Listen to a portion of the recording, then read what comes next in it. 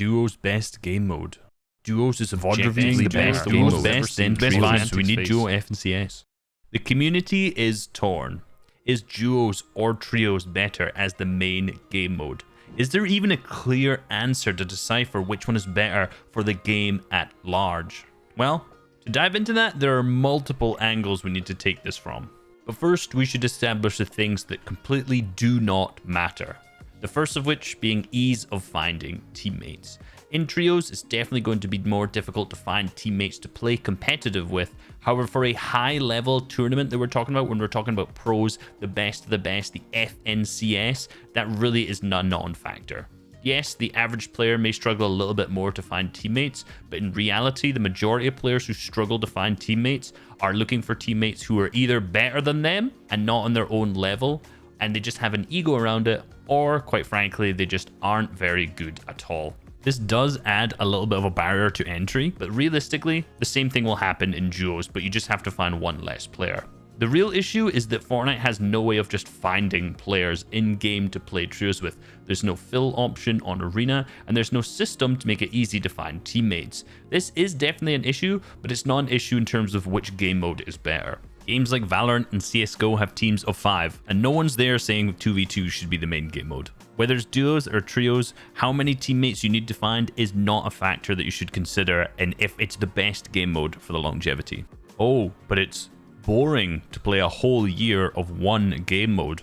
Well, potentially it's not the game mode that is boring. Maybe it's the fact that there's nothing to do when you have a trio to practice properly, because Arena is so subpar and scrimming can be frustrating given the fact that the majority of them are zone rules. So you have to just test out trios when it comes to tournaments, which is not ideal. As I already mentioned, every other game out there that's a competitive esport sticks with one single game mode across the majority of years, a lot of them going into decades plus. Just switching the game mode up would not make this less boring, and that's exactly what happened in the majority of other seasons when we were consistently switching between solos, squads, duos, and trios.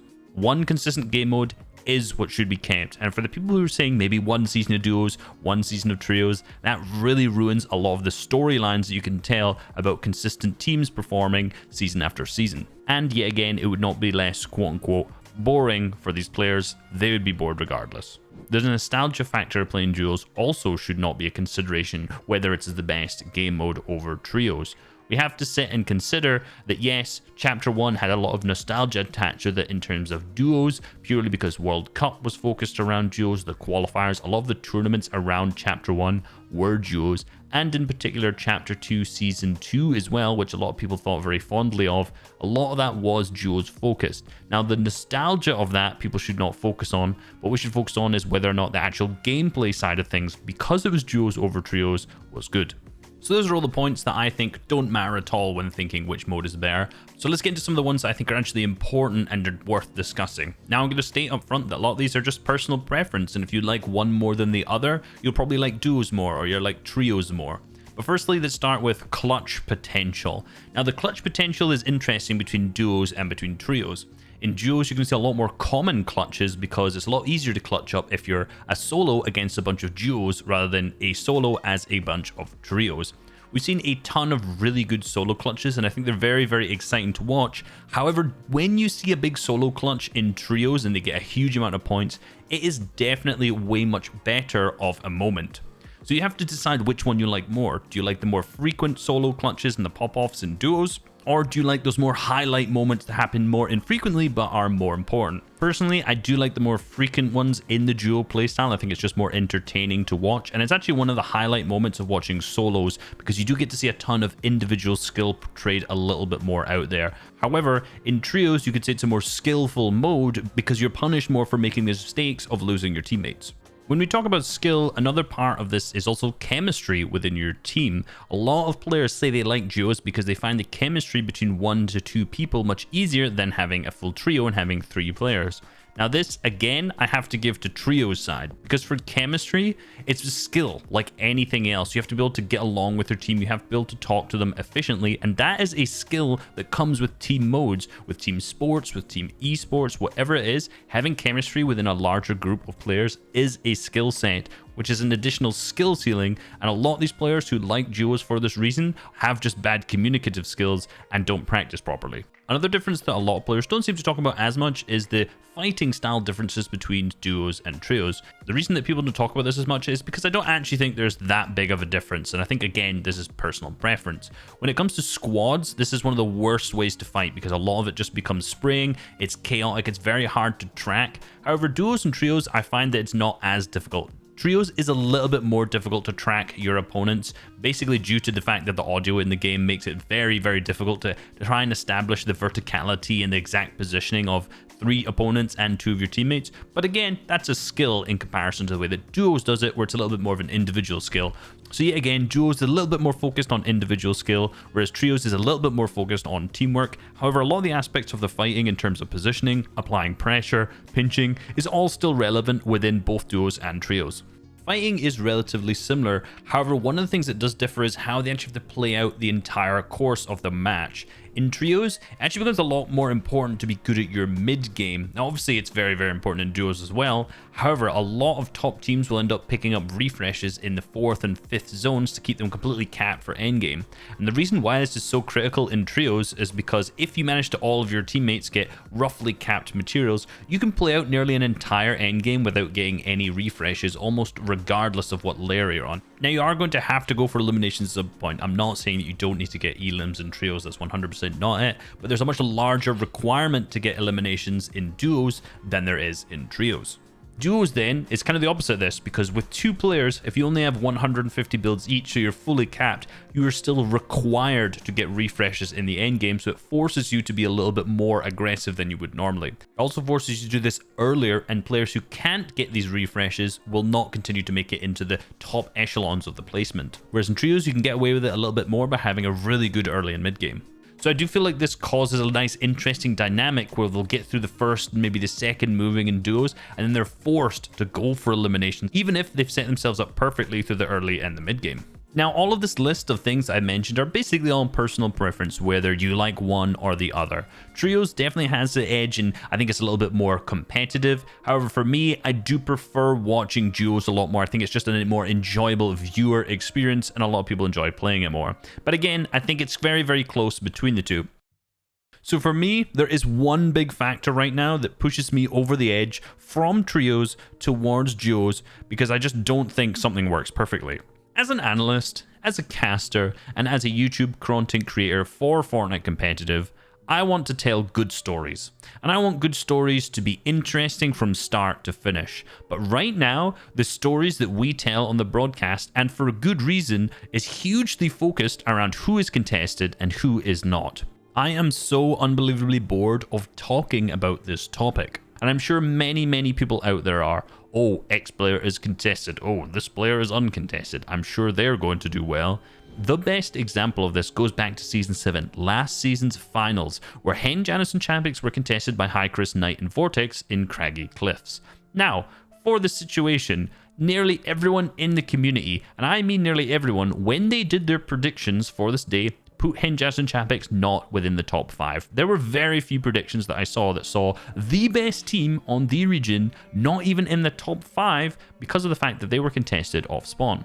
Now, they ended up actually being second after day number 1, which was incredibly impressive given they were contested. However, yeah, again, on day 2, they slipped down a little bit more, down into, I think, 7th or 8th place, which is still astonishingly impressive given they were contested at Craggy Cliffs. But it leads to the point. The best team was contested, so no one even wanted to talk about them because they didn't think it was going to be a relevant storyline. This is not competitive at all. This cannot be a storyline that continues throughout the game's history and throughout competitive history, where we see top level teams be contested and instantly just say they're probably not going to do well. Or more importantly, they're not going to win. So this is the drop map. Look, Hen, Janice, Champix contested, Hycris, Knight, and Vortex. Look at how many kind of teams are contested here, how many teams were uncontested. Quite a few were contested indeed. Now the issue is that, say Hycris, Knight, and Vortex didn't qualify through, and instead a Steamy Snack's team qualified through.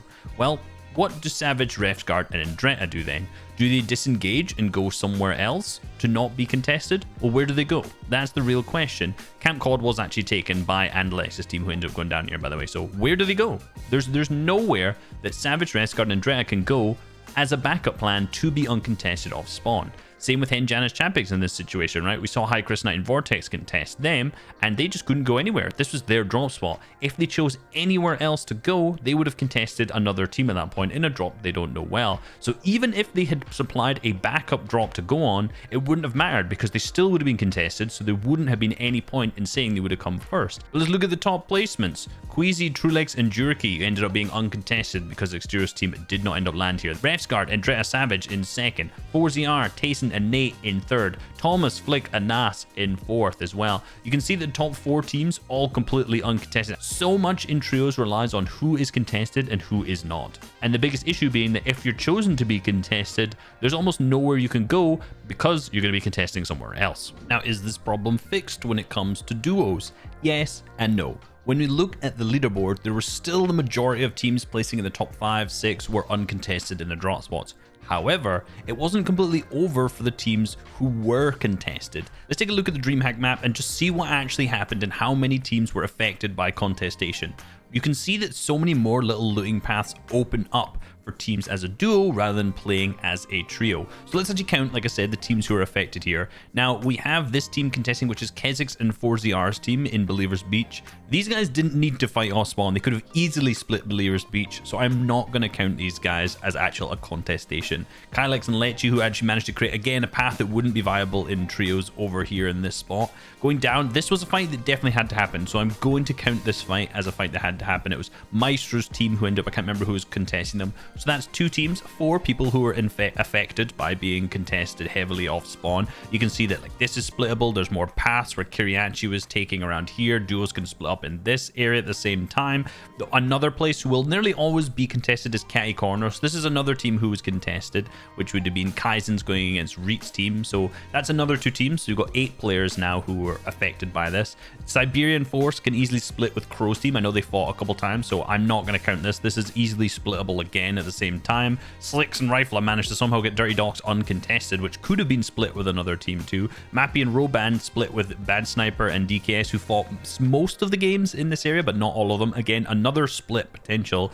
And again, Skyzoo going against Faulknit's team up in Steamy Stacks. It was contested, but yet again, they can split this easily. Because of the amount of other drop spots that pop up in these areas and places that you can split, being contested is nowhere near as bad of an issue. Again, the uncontested teams are obviously still at an advantage. Oh, it's also Matsu and Amplify going against Fakey and I don't know who that guy's name is, but they didn't even fight, right? So it's splittable yet again. These POIs are splittable in duos. These drop spots are so much more viable than they are in a trio situation, which means contestation just is not as bad at all, which means we have such better storylines to tell at the end of the day.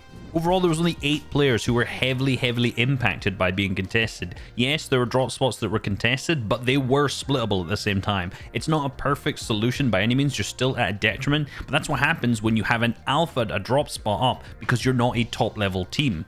This still gives those not top level teams a chance to play out the games properly and not be completely scuffed on loot, or they just have to try and win 6 out of 6 early game fight when it just is not reasonable in terms of trying to win a tournament. Changing the chest spawn rates to 100% definitely would help the trio side of things, but since that hasn't changed for many seasons now, I'm not sure if that ever will. Despite the fact that there are POIs that are much stronger than others in terms of loot, there doesn't seem to be this balance between this is a good drop spot and this is one that is safer, right? The high risk to high reward against the safe option.